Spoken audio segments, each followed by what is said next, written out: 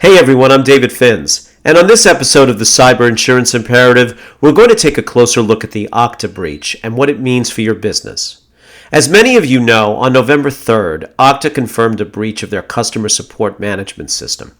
At the time, it appeared that sensitive information of about 134 clients had been exposed as a result of this unauthorized access.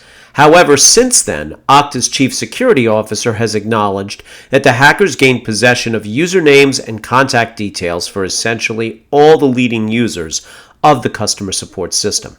Now, OKTA maintains that there is no evidence to suggest that user credentials or sensitive personal data has been compromised, but that won't stop the hackers from using the data points they do have to construct phishing emails or other forms of social engineering and attempt to obtain those details from system administrators. OKTA is recommending that admins bolster their accounts by deploying multi-factor authentication, if it's not already in place, and to be on the lookout for phishing attempts by the hackers. Now let's take a step back and remember that this is a leading identity provider we're talking about here.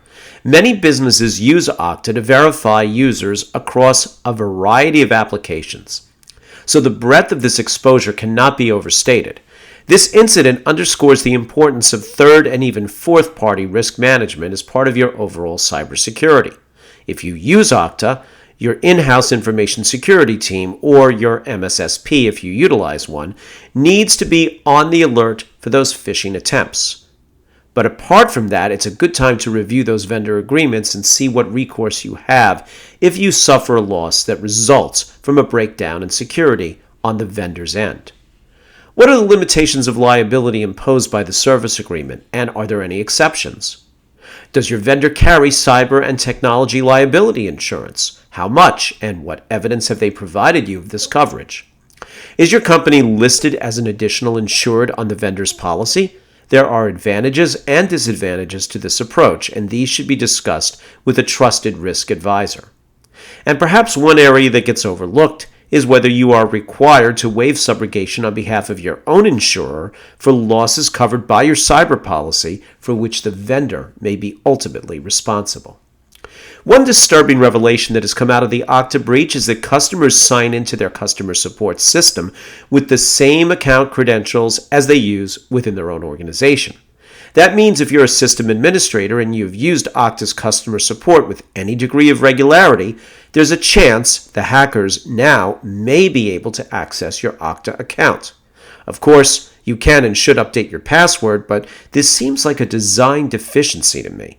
Why not have a separate account for admins to use for customer support? That way, if one system gets compromised, we're not giving the hackers the keys to the kingdom here. Now, I should make clear that this is my observation solely and does not necessarily reflect the views of my employer.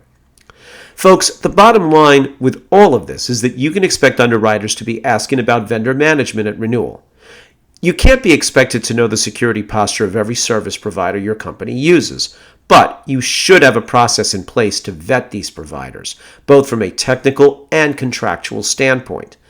I know that the customer doesn't hold much bargaining power in these relationships, but that needs to change because the losses that can result from a breach at a service provider or from a dependent business interruption are significant. And when multiple customers are impacted, there's a risk that the service provider could simply run out of insurance limits or even become insolvent. The cyber insurance underwriting process itself can serve as a gut check around vendor management and many other issues that can impact your cybersecurity posture.